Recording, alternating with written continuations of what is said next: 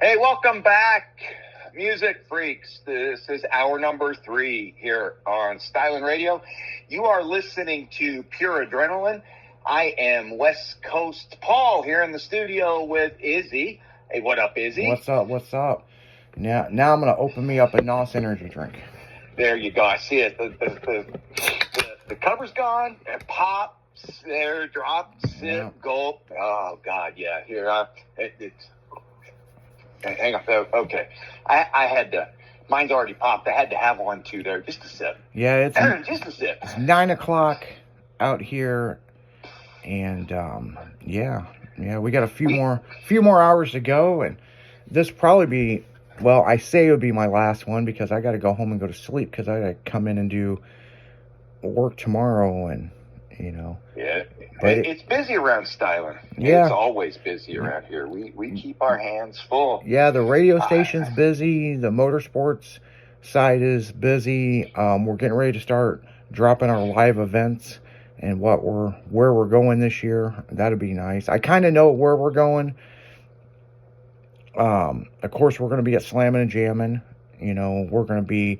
We've got our events, Stylin' at the Lake and Stylin' After Dark. So those will be drifting and drag racing events. Can't tell you the dates yet because they're still working out the details, and they'll have it up on the website. But yeah, if you're in the market for aftermarket parts such as body kits, lightings, wheels, check out Stylin' Motorsports because they can get you squared away in whatever you need aftermarket wise, and they're good at that. That's what them sales guys do over there. Yeah, Stylin', that's what started everything. We love Stylin' Motorsports. That's what we do, and now we got the radio to have some more fun with it. Yeah, the radio is now a year old. Gosh, I know it's a year. Isn't that amazing? Time flies. Yeah. How things go. Yeah, I'm like, 1 year and we got syndicated in under a year. So, I mean, hell, you can go to Alexa and fucking play us, so. And I know that they're having more meetings, so you guys will be hearing about us more and more on more syndicated stations in the near future. But we're on like 150 different networks right now. So I know the goal by this fall is they would like to have it around 300 different networks. So. Yeah, we should just keep expanding and growing.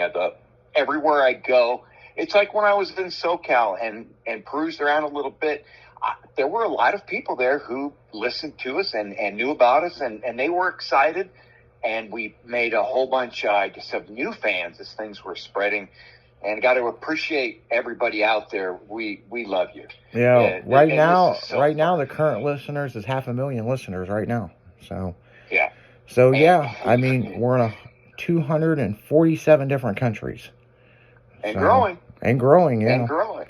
Yeah, it amazes me that we're in these foreign markets, and I'm still like, they love us, but in the same sense, when we talk on the radio, do they understand what we're saying? A lot of the world actually does know English.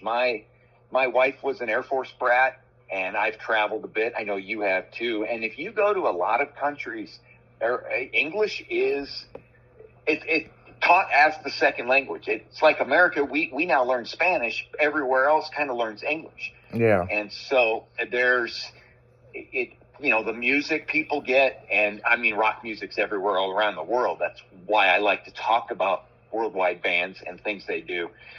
And English is kind of the world, a part of the world's language. It's so fun to go somewhere and have people, be able to pick up a lot of what you're saying, and you have to, travel. If you're traveling through Europe, you don't have to necessarily figure out 9 different languages because most of them do speak places at a certain level of English to a point, and I think that's pretty cool. And so I would guess that if you're out there and you're in one of these the places South America, or if you're in places in Europe and you can and you're listening to us and you got it, man, we really appreciate you. Thank you very much. See, so the third hour, I was thinking of something last week that we were talking about, a couple of things, and it led me to something going back to the Nashwack, right, who was my brother and his car. And I bring up things about him here and there. But when you mentioned the bus that was full of money, I was laughing. Basically, you needed an armored car bus. But it reminded me of a thing when I was a kid, and he was getting ready to get married. And he had moved back in the house. We were actually sharing a bedroom for a bit while he was prepping. And he was a phenomenal, I say mechanic or car guy. He could do everything and anything. He built race cars. He built show cars.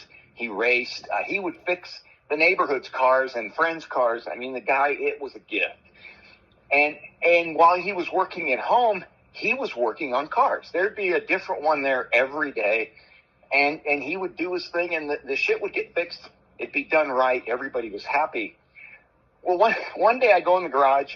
I'm going to go outside and try to find like a popsicle. You know, I might be 14, 15. I can't remember exactly. I opened the freezer, and there was no popsicles in it. There was no room for popsicles in it. It was stuffed from front to back with $100 bills, just stacked everywhere, all throughout it. And I'm like, this is an interesting place to put your money. And I walk in the house and I look at him and I go, what's up? And he goes, I don't know where to put it. I got no place else to put it. So he'd been stashing the money he'd been making from working on all of his cars and doing it to go to the wedding, and he'd been stashing it in the freezer. So you talk about cold, hard cash, and that was it. And I don't know how many thousands and thousands of dollars were in there, but it was freaking hilarious. And I remember pulling one out, and, the bills were stiff and frozen and everything. And I'm like, God. And I'm going, dude, what are you doing? And like I said, when you're really good at what you do, and especially in that field, and he was, you could make a lot of money. And, he did. He enjoyed it. It was phenomenal. It was great. But it just reminded me of the bus tour thing where, now it wasn't $8 million, that's for sure. Yeah, I mean, and that only happened 1 year, because after that we got our shit together, and, yeah, he did too. And he cleaned it out. What was really good, fortunate, is he cleaned it out. He got married, they moved, everything was good. And about, 3 weeks after he moved out, somebody from the city, I'm at home, it's the summertime, and there's this fucking weirdo in my front yard looking through windows. And I'm going, dude, this isn't cool. I mean, what the hell? And so I opened the door, and it scared the shit out of him. But I found out that one of the neighbors had placed a call saying that they felt there was an automotive shop being run out of the house. And he was there to investigate it and make sure. And like I say, everything had been cleared out. Nothing was there. And he was like, And I later told, my mom, and then told him what was up. And he found out who did it. A couple of friends went and visited them at some point, I guess, a little bit later, and helped them. Never want to do that again. But, the little things, like when you get money laying around and stuff you do, it's kind of funny. And, it's not under the mattress. Yours was. This was in the freezer. And so I'll never forget that.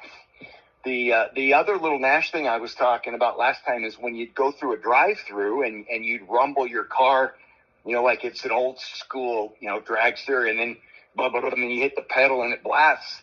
Well, one of my kids did that here last weekend after I got back, and we were out, and we got to the window, and the person at the window just said, what the hell was that? And he kind of told them, they went, oh.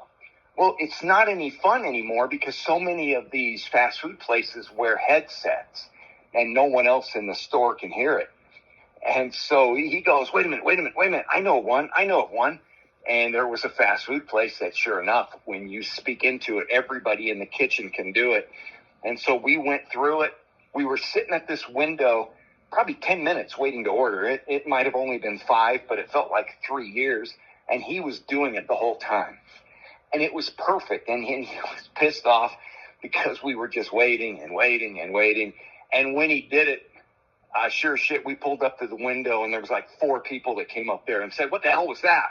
You know, it scared the shit out of everybody, and we had such a blast. It was great.